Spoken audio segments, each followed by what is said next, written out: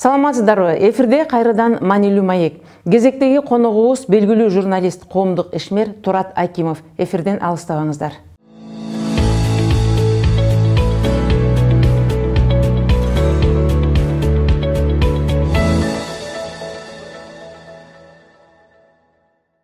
Саламатсызбы, Турат мырза, студиябызга куш келиптирсиз.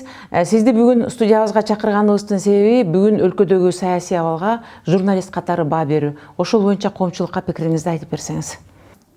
Биз азыр өткүл мезгилдебиз. 3-4 ай болуп калды, бизде жаңы президент келди, эски президентибиз кетти.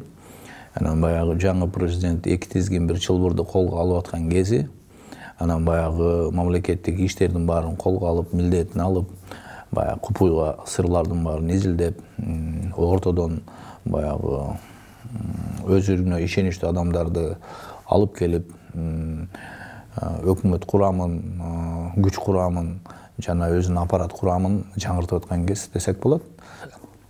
Эми эл чоң үмүттө болуп, баягы жаңы президенттин жаңы сөздөрүнө ишенип, кунт коюп, бир үмүт узартып турган кез. Ошол эле кезде баягы эски президенттен чарчап, эми жаңы президент менен бир жаңы нукка түшөбүз деген убакыт келди дейм да. Мен кечээ жакында бир эл аралык организация келип, биз журналисттерге бир аз чай берген жерде Маданият министрлигинин орун басары, мурдагы, бүгүн ал киши кызматта жок, Максат Чекеевдин көчмөндөр оюнунун автору мен болом деп сөз ортосуна кошконун уктум. Муну айтайын дегенин себеби, ага чейин дагы көп кишилер автор болуп келди эле, бирок мен бир жерде отуруп, ошол көчмөндөр оюнунун негизги түп тамырынын автору сиздин атаңыз. Ошол киши көп жылдардан бери жазып, даярдап келип, бул бизде калыш керек, бул көчмөндөр оюну кыргыздын, кыргыздар булга деген автор болуп калыш керек деген өз оюн билдире албай чогултуп жазып жүрүп, андан кийин сизге өткөрүп берип, ошол боюнча ал киши ыйманы саламат болсун, каза болуп калды атаңыз. Бирок ошол өзү автор болуп көрүнгөнгө өзүнүн ой максатына жетпей калды деген бир сөздү да кулагым чалып калды эле. Бул боюнча сиздин пикириңиз кандай? Бул ой иш 95-жылы болгон. 95-жылы. Ошол кезде менин күйөө балам, биздин үй бүлөнүн күйөө баласы Саламалик деген фирмада иштечи.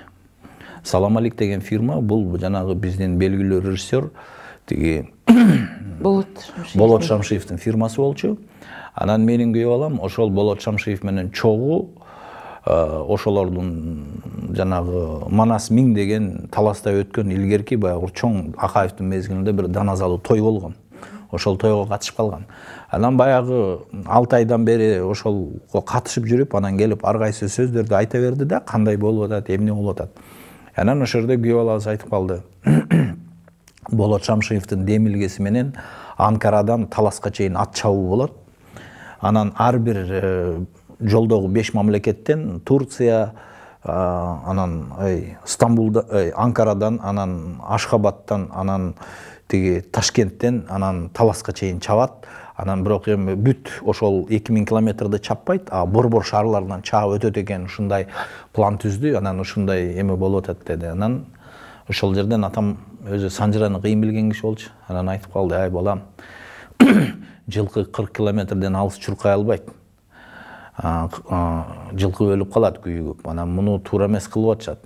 Анан бул негизи баягы биз илгеркиден калган оюндун баары муну өзүнчө бир оюн кылып эле, бул эл аралык мындай даназада атты чапкандан пайда жок, андан кыйналып эле калат. Андан көрө ушул жергиликтүү кыргыздын жеринде эле, мисалы Толубай сынчынын чабытындай кылып эле Ысык көлдү айланган бир чоң марафон чабуу кылып койсо болот.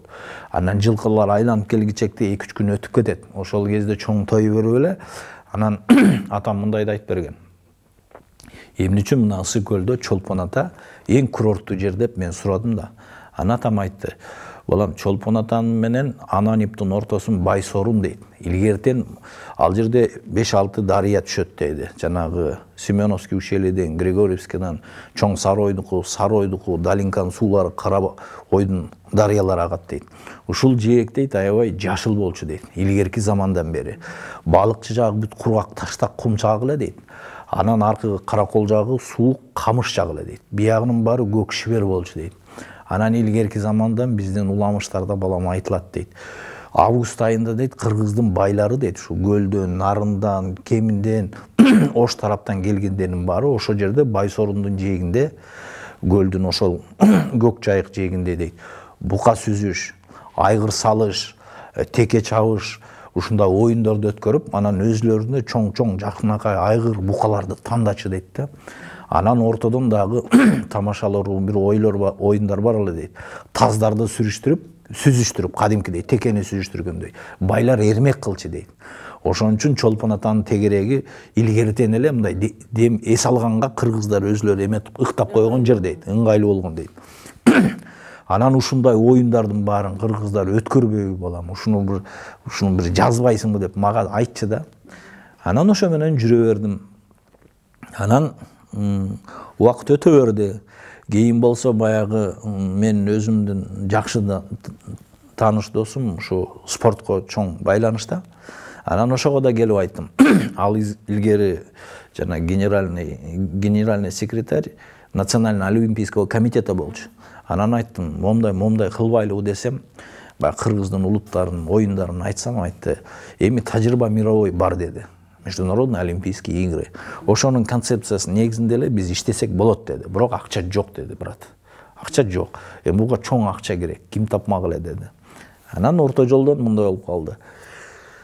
10-жылы мен баягы революцияга катышып, анан Отунбаевдин пресс-службасын баштап иштедим. Анан кийин кетип өзүм баягы пикир келишпестик, саясий көз караш менен бөлүнүп кеттим дагы. Деньги и власть деген гезит ачып иштеп баштадым.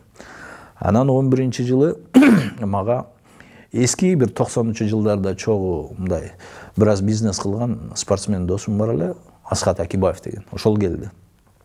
Анан айтып калды, "Туке, мени Аврора мейманканасына, курортко директор кылып койду. Мен ошонун бир даназасын чыгарышым керек эле. Мага пиар жагынан жардам бересиңби?" деди. Анан эмне оюң бар десем, айтты, "Иссык-Кульские игры деген бар эле спортивный. Ошол жоголуп бир 7-8 жылдан бери өткөрүлбөй калды. Акайып кеткенден бери ушуну мен жандатайын дедим деле" деди. Анан мен айттым, "Эй, Асхат, сен ал Иссык-Кульский оюндарды өткөрсөң, бул региональный оюн болуп калат. Жөн эле Иссык-Көлдүн эле райондорунуку же Кыргыздын райондорунуку. Мунун даназасы чыкпайт. Анан эмне кылалы?" деди. Мен айттым, "Менде бир эски оюн бар, атамдан калган. Атам айтты эле, ушу бир Кыргыздын оюндарында эле ушуну бир даназасын чыгарып мындай таанытып койбойсуңар. Бул көчмөндөрдөн калган. Ошол эле тиги улак тартыш, ошол эле тиги шумкар салыш, ошол эле салбурундайды айта берчи да атам. Анткени бул эски кишилер ошол менен көп эметет да, кызыгат да." Десем, анан кандай кылабыз деди. Анан мен түшүндүрүп айттым, "Мына момдай болот, мындай болот" деп түшүндүрмөлөрдү берип, менин офисиме анан Асхат 5-6 жолу келди. Анан ошо менен ой жүгүртүп калдык. Анан бир күнү Асхат келди дагы айтты, "Түкө досум жардам берчи" деди. Эмне болду десем, Бабанов премьер-министр болуп калды. Мен жумушумдан айрылган атам, Бабанов Аврораны саткын атат деди. Эмне болду десем, түндө мен Бишкекте жүрсөм, Бабановдун карындашы барып бүт ревизия кылып, тиги казактарга саткын атыптыр Аврораны. Муну деген токтотуш керек. Аврора деген Ысык-Көлдүн эң чоң эмеси де, символу. Муну сактап калышыбыз керек. Жардам берин. Бабановду талкуулаш керек деди. Мамлекеттин балансында. Анан мен баягы мен деле жакшы ой менен макул дедим. Анан бизде материалдар бар болчу, анан өзү да берди. Ошо менен биз анан жанагы Бабановго каршы материалдарды президентке кайрылып жаза баштадык. Отунбаевага кийин эмеге дагы Отунбаевага жаздык. Анан маалыматты чыгара баштадык. Эмне үчүн ушу Ысык-Көлдүн керемети Аврора казактарга сатылып кетиш керек. Бул Бабанов өзү курбаса, өзүнүн акчасына таппаса, бул жакшы эле нерсе болгон экен. Кайсы себептен эмне үчүн эжеси барды деп анан тиги кагаздарды алып келген да баягы. Карындашы Бабановдун барып түн ичинде эме кылыптыр да. Ошо менен анан Аврора сатылбай калды. Анан кийин келип эле айтып калды, "Түкө, баягы сенин проектти баштайын." Анан мен айттым, "Макул, баштасаң, анда эсиңде болсун Асхат" дедим. Бул менин оюм, атамдан калган мурас. Мен муну карлыкка чейин алып барсам, карыгандай жасасамбы деп жүрчүмүн дедим. Эми сен ушунча демилге менен келип калсың, анда баштай бер эле дедим. Мени президент игр кыласың дедим. Өзүң исполнительный директор болосуң дедим. Биз анан муну деген өкмөт деңгээлине жеткизелсе все-таки Япониялык хорошо деп эле анан чуркап калды. Анан дагы кийин бир 2 жолу келди, улам совет алып атты. Менин офисимде балдардын баары билет, аны тааныйт. Анан баягы Ысык көлгө bir презентация кылды. Менин жеңги власттын 2 журналисти барып анда освещать этти. Ошондо Максат Чакиевди өзүнө Акибаев жардамчы кылып Аврорага иштетип аткан по брендированию. Анан жанагы официанттын баары мындай жанагы без козырька кийип, жанагы символиканын баарын ошол Максат Чакиев тартып жүргөн. Ошону келип көрсөтүп өзүм ага да офиске алып келди Акибаев. Анан келип ошондой бир пилотка бирдекени подарить эттим ага. Түке сенин идеяңды көтөрүп атабыз деп презентация кылып атамыз журналисттерге деп. Кала бердик. Анан ошентип 14-жыл келип калды. 14-жыл келип калганда эле меники мындай болуп калды. Баягы мен баламды үйлөнткөндөн кийин 2 айдан кийин 29 февралда энем кайтыш болуп калды. Энемдин кайтышын, энемдин узаттык дагы, энемдин 40-ын бердик. 40-ын бергенден кийин 5 күндөн кийин атам кетип калды. Өңкөй чогуу кетти да. Ортосу 40 эле күн болуп калды. Анан кайта биз аза күтүп, ошо менен атам менен алек болуп, где-то июнь-июльга чейин, анан июльдарда бир атамдын 40-ын бердик. Анан баягы коргонун коюш керек, туда-суда болуп, анан өзүбүз баягы кан жутуп калдык да. Атам да энем 40 күндүн ичинде өгө чогуу кетип калды. Ошо менен мен көңүлдө эле бурган жокмун. Анан ошол жылы эле 4-сентябрда Игорь Кочевников Чолпон Атада ачылып калды. Анан мен чакыруу алган жокмун. Биринчи жолкусу. Эң биринчиси. Чакырууду алган жокмун. Анан таң калып эле калдым. Анан эң күлкүлүүсүчү үмүт. Бул Кудайдын көзү бар экен, Кудай назарды салып турат. 4-сентябрь менин туулган күнүм. Кочевник Игорь 4-сентябрда ачылды, эң биринчиси. Анан карап күлүп койдум. Анан Аскатка айттым, чалып кийин. Аскат эмне мени чакырбадың десем, түкө болбой калды, кийин айтайынчы деди. Анан кийин Аслан Сарбаев экөө мени Бета Стороско келишти. Менин офисим Бета Сторостун жанында болчу. Анан ошол жерден отурганда мен айттым, Аскат, бул акмакчылык да бар. Сен эмне менин башымдан аттап ушинтип кылдың десем, мен түкө ушундай болуп калды. Мен ак үйгө сенин спискаңды киргизгенде тияктагылар сени оппозицияда жүрөт, анан тиги бийликти сындайт, оппозиционный нукта жазат, анан сени алып салыш керек деп айтты. Анан айла жок алып койдум деди. Анан өзүң болуп алдың десем, жок, мен президент этно игр болдум. Анан бу жерге эч кимди койгон жокпуз. Анан мен бирок кагаздарды өткөрдүм. Эми баарыбыз кыргызбыз да. Баарыбир эми мен деле кыргыздын идеясын көтөрүп атпаймынбы? Бул кыргыздын оюндары да. Анан эми сен болбосоң мен деле көтөрөдөм да деп койду. Анан унчуккан жокмун. Анан айттым, бирок сен интеллектуальный собственность киче мен сага ушунча асыл оюмду, өзүм бапестеп көтөрүп жүргөн оюмду, сценарийдин баарын айтып берсем, анан ушинтип кылганың болбойт да. Жок дегенде бир чакыруу билет берип койбойсуңбу? Садага үчүн дедим. Садага үчүн десем, жаман уялды ошол жерден. Анан бозоруп, анан кечирим сурады. Анан көрө аман эле болду дедим. Энем өлдү, Куран окутпадың, келбедиң, кабар бербедиң. Атам кетти достугумдон. Анан өзүңө жардам бергенде мен ушинтип сага жардам бердим. Кийин болсо даже мага садага үчүн бир билетти берип койгон жокмун. Чакырып да койгон жокмун. Деген иттик болот, акмактык болот деп эле бетине эле айткам. Мен эми 7-апрелден октон коркпогон киши мен ошо эмне Аскат Акибаевден коркпойм. Ошентип эле бетине айткам. Ошо ойдон байланышыбыз жок. Анан мен чалбайм ага. Анан ушуну эми баягы кыргыздын даназасы чыгып атат деп эле унчукпай эле жүрөм. А негизи сиз айтып аткан сөздүн баары эле туура. Аны тиги Олимпийский комитеттин эмелери деле билет. Мен илгери ошол жака кайрылгам да, ушундай оюн өткөрөлү. Анан мени акча жок байке азыр. Короче, не получится деп койгон ошо менен. Анан эми чоң акча керек да. Бирок жанагы көчмөндөр оюнунун сценарийинде башталышынын баары жана олимпийский системадай кылып салбады. Мунусун мен туура эмес көрөм. Анткени Кыргызда атам минтип айтчу, балам, биринчи көч келет. Көч отурукташат. Көч отурукташкандан кийин от жагат. От жаккандан кийин нан жыт чыгарат. Анан борсоктун үстүнөн анан батаны тилейт. Ушул көчүбүз ушул жерге буйрсун, ушул жерге байланалы, ушул жерге малыбызды багалы, семиртели, анан кийин кыштоого түшөбүз деп.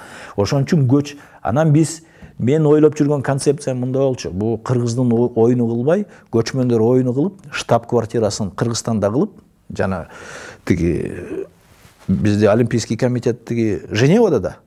эл аралык. Ошондой эле штаб-квартираны Бишкекте кылыш керек болчу. Бирок бул оюнду ар бир өзүн ушул көчмөндөр цивилизациясына караштуу мамлекеттерге бериш керек эстафетном порядке. Казактарга, түркмөндөргө, өзбектерге каалаганына. Анан бул көчмөндөр деген баягы биз өзүбүз деле көрөбүз да көчмөндөр деп. Көчмөндөр деген могу Индонезия жагында, могу Индо-Китай жакта аябай көп кочевник болуп, өзүлөрүнүн эмелери эсептейт, балыкчылар.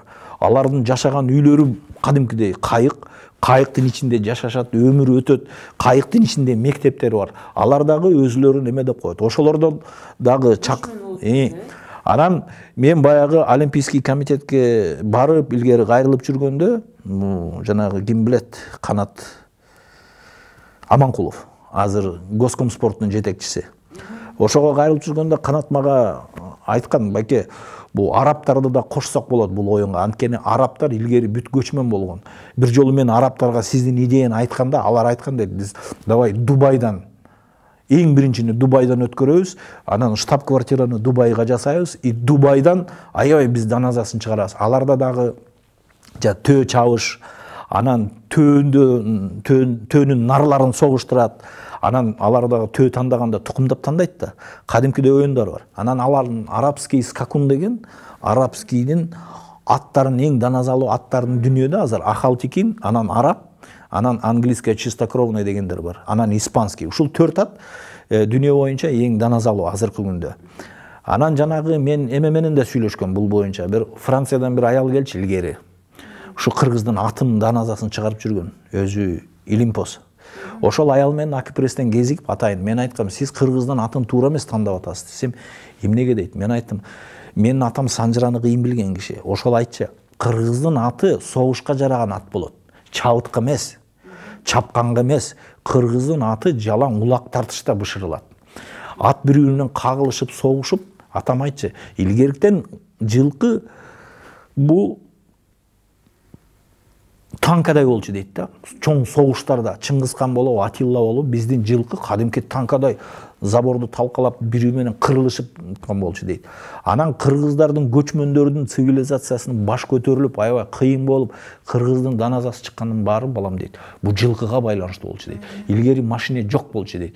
Эң ударная сила любой армияныкы жылкы болчу дейт. Анан муну эле акыркы солярка пайда болуп, бензин пайда болуп, машина пайда болгондон бери эле аттын даназасы түшүп, анан көчмөндөрдүн күч кайраты кетип калган ошондон деп айтчы. Ошон үчүн бул атты атайын бул анан мен ошо французскага айткам. Сиз туура эмес аттарды издеп атасыз. Дана кыргыз атты издесеңиз, это в основном боевые кони деп айттым да. Улак чапкан аттар. Анан жанагы эпос манасты атам айтып берчи да мага. Анан ошол эпоста мындай. Үмүт. Тиги жанагы Көкөтайдын ашындагы чыр эмнеден башталат? Тиги жолой келгенде, Кытайдын жолою менен Коңурбай келет. Коңурбай келип туруп Манаска талапты коет. Мага Маникерди бересиң дейт. Маникер деген Көкөтай өлгөн Көкөтайдын аты болот, жылкысы. Маникер. Маникер Манастын Аккуласынан да сонун жылкы болгон. Бирок Маникер өзү чабытка гана жараган жылкы болчу. Согушка жарачу эмес. Анан мен азыр ойлойм да, ал азыркы эле мына түркмөндөрдүн Ахалтикини болсо керек. Өтө сулуу жылкы болгон экен. Ошондо келип Коңурбай Манаска талапты коет. Мага Маникерди бер дегенде, анан айтат, ай, Көкөтайдан калган жалгыз Маникерди берип койсок, анда шерменде болобуз да, анан Манас менен кошой бербей коет. Анан ошондон кийин анан Коңурбай кетип атканда кыргыздын 1000 жылкысын айдап, айылдарын чачып, өртүп, талкалап кетип калат аштан кийин. Анан ошол жерден анан кыргыздын баары көтөрүлүп, бул эмне деген шумдук, ашка келип алып, аштан жөн кетпей, элибизди кырып, малыбызды айдап кетти деп, анан ошол жерден чыр чыгат. Анан ошол жерден кайта калган кыргыздардын манасы жыйнап туруп, анан айтат, бу Кытайды чаппай калсак болбой калды. Тойго чакырсак, ашка чакырсак, ушинтип баарын талкалап кеткен эмне деп, ошол жерде. Ошентип атам жылкыны аябай жакшы билген киши болчу. Атам мага жылкыга келгенде Манастан эмени жакшы айтып берген. Эмне үчүн кыргыз жылкыны кыйын билчи деп. Жанагы Алмамбет бар го, Манаста келген. Алмамбет Манас менен жашап, анан чоң казатка даярданып, анан Чалгындоого кетет. Чубак менен, Сыркак экөө менен. Ошондо баягы отурган жерден Бакай кошойлор сурайт. Эй, Алмамбет, Чалгындоого жалгыз барасыңбы? Жок дейт. мага бир баатырды бериңиз дейт. Мен чубакталайын дейт. Дагы эмне керек десе айтат. Мага карт күрөң деген айгырды бергиле дейт. Ошпурбай деген бир же Музбурчак деген бир байдын карт күрөң деген айгырын бересиңер дейт. Анан баары таң калат. Ай, бу кандай? Бизде толтура сонун жылкылар болсо, сен карт күрөңдү сурап атасың. Минилбеген карт күрөңдү эмне кыласың дейт. Мындай аты чыкпаган, көп билинбеген жылкы экен да. А көрсө Алмамбет баягы бир жыл Манастын жанында жүрүп, бир жылкыны байкап жүргөн экен. Анан айтат, карт күрөңдөн өткөн айгыр жок дейт. Ушуну мага бересиңер, мен ошондо Кытайга барам дейт. Берсеңер барам, бербесеңер барбайм деп Алмамбет айтат. Анан баары макул болот. Алып кет карт күрөңдү дейт. Анан чубакталат, өзүнүн сараласын менет, анан карт күрөңдү чылбыр менен ээрчип алат, нокто салып. Ээрчитип барат. Кытайга киргенде, эми карап тур, Үмүт. Атамдын айтканы. Кытайга кирет. Баягы чегаранымдан өтөт. Анан баягы эми ошо кыргыздын жылкынын билген касиет күчүн карачы. Ошол жерден айтат. Баягы карт күрөңдүн октосун чечет. Анан мындай мойнуна сылап туруп Алмамбетке айткан экен. Эми карт күрөн, эрдигиңди көрсөттүң, чалмакейди чалгының дейт. Эми үйүңө кайткының дейт. Ошондо баягы Кытайдын аскеринин жылкысы туруптур да. Ошол жерге карт күрөңдү киргизбейт. Карт күрөң ушунча күчтүү айгыр болгон экен. Кытайдын армиясынын бир 10 чакты айгырын талкалап туруп, 10 чакты бүт миңдей жылкы үрдү менен Кыргызстанга, биз жакка Кыргыздын жерине айдап кетет. Эми айгырдын баары ошондой болот. Өзүнүн үрүн өзүн айдай берет. Ошентип бүт Кытай аскери жылкысыз калып калат. Ошондон кийин анан биз биринчи согушка киргенде, анан алар жылкысы жок калып, анан кыргыздар чаап таштайт.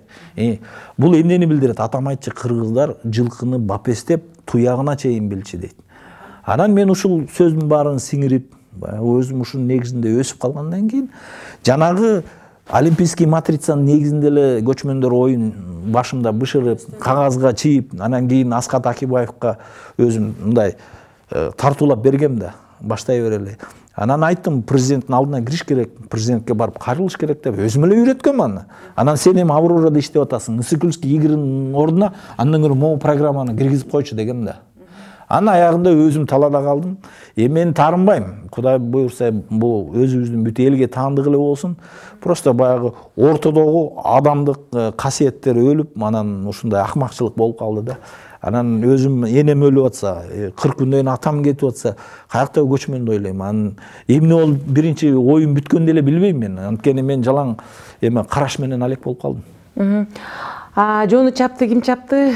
Аты калды Манаска деген кыргыздын бир жакшы сөзү ушул жерге бир мисал болуп тур. Биз бул көчмөндөр оюну жөнүндө сөз деле кылмак эмеспиз. Ошол когда Максат ошо Чекиевдин көчмөндөр оюнунун автору мен болом деген сөзү мени бир аз намыстантып жиберди. Себеби мен ал жөнүндө сиз бүгүн мына коомчулукка эфирге ачык айтып отурасыз. Мен мындай бир уламыш катары эле укканым бар болчу. Турат Акимовдун атасы көчмөндөр оюнунун автору дегенди укканда мен таң калганмын аябай. Эмне үчүн ал жөнүндө эл билбейт деп. Көчмөндөр оюн жаратыш үчүнчү Үмүт биринчиден 7 атаңды билишиң керек. Санжыраны билишиң керек, уламыштарды билишиң керек, дастандарды билишиң керек. Анан ушунун баарын Аскат Акибаев билеби, мен ишенбейм. Анын Чакиевке эми мактанып жүрө берсин, эми азыр эмнесин талашам, 2 оюн өттү. Буйрса 3-чүсү. Бирок мен айтар элем, муну эл аралык деңгээлге чыгарыш керек. Муну өзүбүзчө эле бир местный оюн кылып эле, анан өзүбүздүн кыргыздардын эле бир тоюн тополоң болуп, анан эртең Оштон өткөрөбүз, анан нарындан өткөрөбүз деп эле баягы биз местный казандан чыга албай эле местный политика кылган болбойт. Биз андан көрө көчмөндүн цивилизациясын дүйнөгө көргүлө. Мисалы венгрлер алганга даяр. Мына казактар даяр, түркмөндөр даяр. Алардын каражаты биздикине караганда 10 эсе жакшы. Анан бул международный оюндардын жана мен олимпийский движениени изучать эткем да, уставында мындай. Мисалы кыргыздар бир 10 чакты оюнду киргизди спискага. Улак тартыш, ат чабыш, аламан, күрөш. Анан мисалы казактарга кетет фестиваль катары. Фестивалга барганда казактар өзүнүн бир оюнун киргизгенге уруксат берилет. Бир эле оюнду киргизгенге. Анан казактар өзү өткөргөн жылы мисалы казактын бир сонун оюнун киргизип коет ошонун ичине. Андан кийин мисалы түркмөндөргө кетет. түркмөндөр бир оюнду киргизет. Ошентип эстафетна кеткен оюнда ар бир мамлекет өзүнүн бир оюнун киргизет. Мисалы биз 9 кумалакты киргизсек, башка мамлекет шахматты киргизип коюшу мүмкүн. Бирөө мисалы биз бүркүт салсак, а балким алар тиги торгой салат, же кекиликтин мушташын көрсөтөт, же бир короздордун чабышын киргизип коюшу мүмкүн. Анткени көчмөндөрдүн дагы маданияты чоң да, бирок жазылбай калган. Ошону менен биздин кыргыздын көчмөндөр оюнунун арты менен башка мамлекеттер дагы өздөрүнүн мурунку өтүп кеткен салт саналарын, үрп адаттарын жана оюндарын бир сыйра толуктап алышына мүмкүнчүлүк болмок экен. Бул оюңуз дагы жакты. Мен жогоруда сиз айтып отурганда жанагы башында олимпиадада кылып жана ар бир мамлекетти жетелеп келбей, жана көч келип, ошол кыргыздар боз үйлөрдү орноштуруп, ортого от жаккан идеяңыз да абдан жакты. Андан сырткары жанагы көлдү айлантып, ар бир район атты чаптырып, бирине бирин улантып отуруп, көлдү тегеренип, атты өртү келиш керек деген оюңуз абдан жакты. Негизи баягы мындай да, жана Манаста тиги Тайтордун чабышы бар. Толубай сынчынын качканы бар. Анан эгерде ошентип алып келгенде, баягы биздин жылкылар көп километр чуркачы да.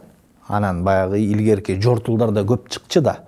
Анан эми азыр баягы эң азыр узун чабыт Мароккодо болот. Мароккодо ат чабыштын алардын кызыгы аларда да мара деп коет. Эмнегедир сөзүбүз окшош да. Баягы жылкы жеткен финишти мара дейт да. Анан ошол Мароккодогу эң чабыш азыр бир 20 километрдик чабыш да. Анан көп жылкылар азыркы күндө жалаң стадиондо чабылат. Замкнутый круг менен айланып эле 3 километр 5-10 кылып чаап коет. А бирок жортулда илгери кыргыздар баягы жердин немесин түсүн карачу эмес да, таштак болобу, капчыгай болобу кете берчи. Ошон үчүн мен ойлогом да, ошо эми баягы Стамбулдан ушу ар бир столицадан чаптырып анан таласка келбей эле, андан көрө Ысык көлдү айлантып койсо, мисалы 7 жылкы чыксын, 7 дубандан. Ошо 7 жылкыны фестиваль менен эле айлантып чапканда көп болсо 3 күндө чаап келип калат. Как раз стадиондогу оюндар бүтүп калат. Анан уже ошол жылкынын арасынан бирөөсү марага жетет. Эми бул асыл ойлор, бирок акча каражат, безопасность, ага деген ГАИ кайтарыш керек. Бирөөнү тебелеп кетсе, жолдун чети менен чабалабы, чабалбайбы, кандай болот? Ортодо медицина сопровождение керек. Бирөө аттан учуп кетсе, то есть мунун немеси технологиясы өтө сложный да, мындай. Бирок жасаса болот, Жасаса болот. Самый главный муну эл аралык деңгээлге чыгарыш керек болчу. Анан өзүбүздүн курулай бюджет менен эптеп-септеп кыла бергенде, бирок эми үчөөнү деле өткөрдүк. Эми кийинкилерин баарын ушу бир штаб-квартира төзүп, биздин министр иностранных дел кезигип, Национальный олимпийский комитеттин мүчөлөрү менен чоң бир оюн эметпиз. Мен эми өзүм муну кийин көтөрсөмбү, ушуну өзүм пенсияга чыкканда бир эрмек кылсамбы, ушу эми мен жанагы Пьер Кубертендин биографиясында окугам. Создатель международных олимпийских движений Пьер Кубертен. Өзү француз болгон. Өзү ушул ойду ашыргычакты 21 жыл жүргөн. Ал анан жана гректердин оюнун алып, Францияда концепциясын жазып, ар кайсы графтарга кирип, ар кайсы президенттерге кирип отуруп, анан араң жасаган. Анан мен Пьер Кубертендин биографиясын окуп, анан ошодо жазылуу кандай кылышы дажычы, кимге кайрылып кандай. Мен ошону өзүм көздөп эле жүргөм. Бирок эми баягы менин оюм, асыл оюм алдыга чыгып кетип калды, мен артта калып калдым. Эң негизгиси ушул биздин көчмөндөр оюну башталып калды, башын баштап алдык. Ким баштады, ким кылды, ошол күндө дагы эми бул сиз бүгүн жок болуп кеткен жоксуз, жоозу мен сизден алган маегим жок болуп кетпейт да, бул сөз жок деген акыры түбү билинет. Мунун автору ким экени. Бирок карабастан бүгүн мына кыргызды дүйнө жүзү ушу көчмөндөр оюну менен ушунчалык бир аз каражат менен кыска кылып өткөрсөк деле, мындан 2 жыл мурда болгону бир топ өлкөлөргө таанылып, жана биздин массалык маалыматтын көз карашы менен башка өлкөлөрдө деле бир топ кызыгып, жакшы ой пикирлерин билдиришти. Үмүт, бул жерде мен өкүнгөнүм мындай да, мен деген бүт концепциясын ойлоп чыккам да, мен билем муну кандай кылсак, каяктан кандай каражат, кимди кантип көндүрөбүз. Анткени мен атам айтып атпаймынбы, санжырачы болчу деп. Муну башкырлар, татарлар, бүт ар кайсы көчмөн ногойлордун баарынын эмелери бар, ырым-жырымдары. Ошолорду кошкондо алар эгебейсиз акчага бергенге даяр да. Алар жөнүнө кубанат, анткени алар дагы даназасын чыгара албай жүргөн элдер. Бирок биздин ушул көчмөндөр оюнунга алардын жанагы мүдөөсүн киргизип койсок, мен анын ичинден билем да, мен алар менен кандай сүйлөшкөнүн. Мен ушуну өзүм ойлоп жүргөм. Мен ушул иш менен күйүп жанып сонун кылмакмын. Эми колумдан чыгып кеткен улар экен, өзүнчө учуп жүрөт. Эми Кудай буйрса, Кудайымдын көргөнү болсо, назары түз болсо, балким мен өзүм ошол жака барып бир кезде иштеп калам. Анан жок, сиз дагы эле оппозициядасыз, сизди киргизген болбойт десе, анда башкача жүрө берем. Анан сизге Үмүт чоң рахмат чакырып. Эми сиз бүгүнкү бийликке оппозиция эмессиз да. Мындан ары сиз деген ал массалык маалымат жагын эмес, ошо биздин көчмөндөр оюнун ошо билген адам катары ошол жакты өндүргө көбүрөөк салыңыз деп окшош. Оппозиция болуп мен баягы революцияга катышып, чуркап, өлүм житимди көрүп, өлүктөрдү ташып калган кишимин да. Анан баягы мен үмүтүм бийик болуп, мен дагы бир чоң өзгөрүүлөрдү күткөм. Анан баягы тилекке каршы көп нерселер такыр аткарылбады. 2 төңкөрүштөн кийин кыргыз эли чарчап эле калган. Азыр мындайча айтканда, мен баягы аналитик катары айтайын, саясий мазмуну жок калган. То есть сиз түшүнсөңүз, политическая борьба потеряла смысл деп коет. Бизде ошондой акыбалдабыз. Ошон үчүн бар эле каниет кылып эле ушу тобокелге салып, ушу Сооронбай Шарипович оңдоп берсе экен, түздөп берсе экен деген жакшы жамандыктан арылсак экен, кичине көчтү түзөсөк деген эле сөздөбүз. Ошонун негизинде ана жанагындай алиге чейин саясий таасир берген эски режимдерден калган Акаев, Бакиев, Атамбаевтерден калгандагы эмелер көп проблемалар, токолгон токой. Анын баарын күрөп тазалаш бул өзүнчө бир жөн эле бир аз дегенде билбейм, эми өтө катуу иштегенде деле бир 3 жылды талап кылып коет да. Болот Шамшиевдин интервьюсун 1 ай мурун окудум. Ал дагы айтты, мен дагы ушу кочевниктин бир сценарийин илгери жазгам эле дейт, ошол тиги Манас миңдечи жүргөндө.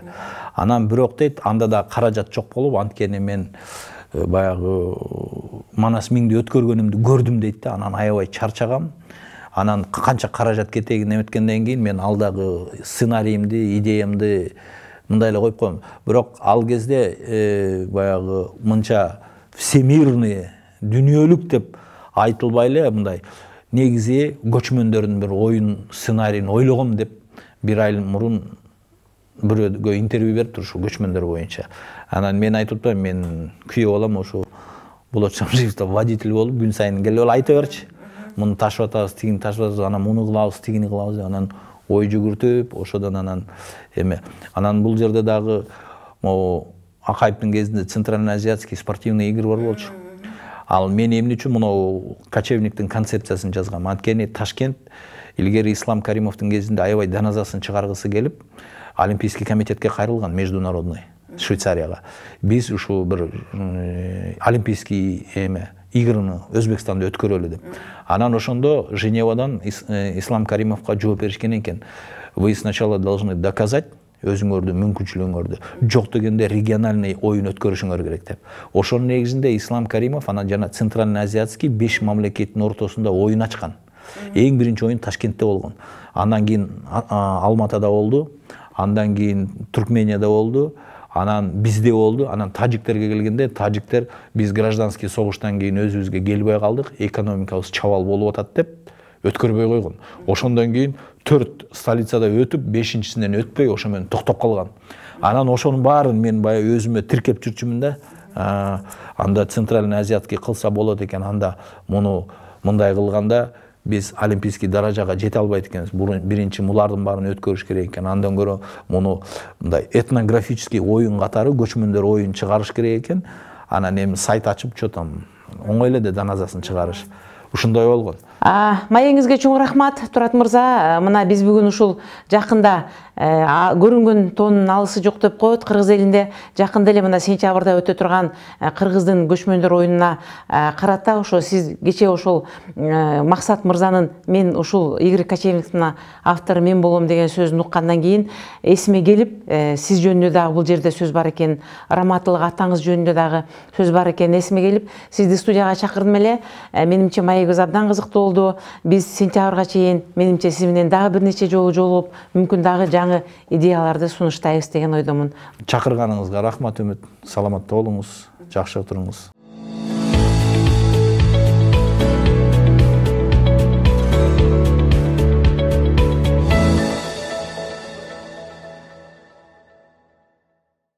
Ушуну менен маанилүү маегибиз соңуна чыкты. Бүгүн сиздерге белгилүү журналист жана коомдук ишмер Турат Акимов келип маек куруп берди. Берүүнү мен Үмүт Мукамбетова алып бардым. Кайрадан кезигишкенче саламатта болуңуздар.